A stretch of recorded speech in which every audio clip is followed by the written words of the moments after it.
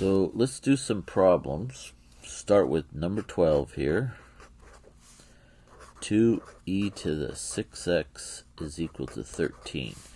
Now I'm just going to do it different ways that we could possibly do this. Now, most likely is that we're just going to use logarithms and exponentials as we see fit. And so if the bases match up, then we can use like we were doing before, or if not, we're just going to go for logarithm as it is. So what you want to do is you want to isolate your exponential function here. So divide this over to the other side, and you get 13 divided by 2. Now, because we know that the logarithm and the exponentials are inverses, then I know that natural log of e to the x is just x, so I'm going to use this to take the natural log of both sides.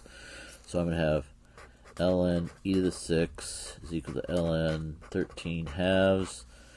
This comes down out in front because that's one of the properties, remember, of logarithms. Log base b of x to the r is r log base b of x, something like that. So we know that that's something we can use.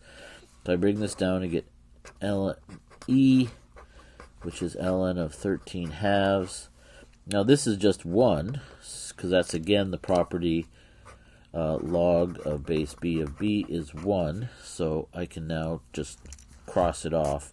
So what we can do is then, we can just simplify this step by just using this. We could have just said, okay, they're inverses, cross them off, we get 6x. And now divide so the next step was divide both sides by 6, right? Or multiply by 1/6 if that actually is more accurate. And so you get x is equal to 1/6 ln of 13 halves, right? Like that. And then you would plug it in your calculator to figure out what the value is, which would be approximately 0.31197 or 67. I don't know, it just depends on how many decimal places. If you want to go 4 decimal places, right, we'd get that right there. So the next problem we could do is 13.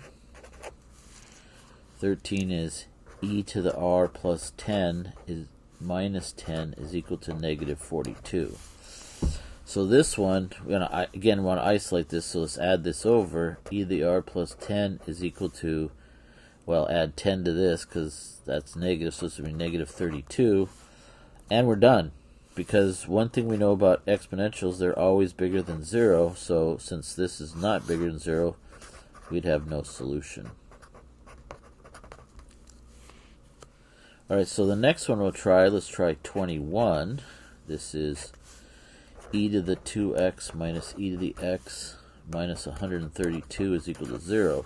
So again, we want to isolate the exponentials. Now, we have this subtraction problem here, right? So maybe we don't want to isolate it. It is kind of interesting here.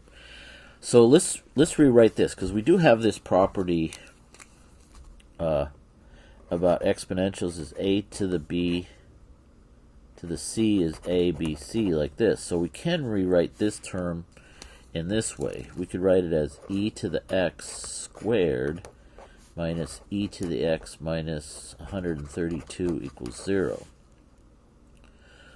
So it looks like almost like a quadratic equation. So let's do that. Let's say let u be e to the x, and we'll do a little u substitution here. So I get u squared minus u minus 132 equals 0. So now what I need is two numbers that multiply together to be 132 and add together to be a negative 1. And because this is negative, I need them to be opposite signs. Well, I recognize this number right off the bat because there's this cute little trick about multiplying 11s. If you multiply a number by 11, you put these on the outside and add the middle. So notice that 12 times 11 is 132, and also if I have negative 12 and positive 11, then that's going to give me a negative 1. So it looks like we have u minus 12 u plus 11 equals 0. So this would give me u is equal to 12 and u is equal to negative 11 as solutions. But then I substitute this back in, and I get e to the x is equal to 12, and e to the x is equal to negative 11. Now, we can't have a negative exponential, can't be negative, so this one's done. And now we just take the natural log of both sides down here. And then, of course, these are inverses, so this is ln of, 12, not 2, 12. And we would have our solution, which then we could plug it in the calculator. And we would get 2.4849. So if we round it off to 4 decimal places, right, it would be 0.665. So it would be 2.4849, something like that, if I rounded it off. All right, let's try another one. How about 32? So I have number 32, which is minus log base 9x is equal to 16. All right, so again, you want to isolate the logarithm, would probably be the best. So this would be 16 divided by negative 8, which is negative 2. So I get log 9x is equal to negative 2. Now there's a couple different ways I could do this. Now one way I could do it is I can use the fact that these are inverses of each other. So in other words, 9 to the log base 9 of x is just x, which is exponentiation. So let's do that. So I'm going to raise this to a power and this to the power.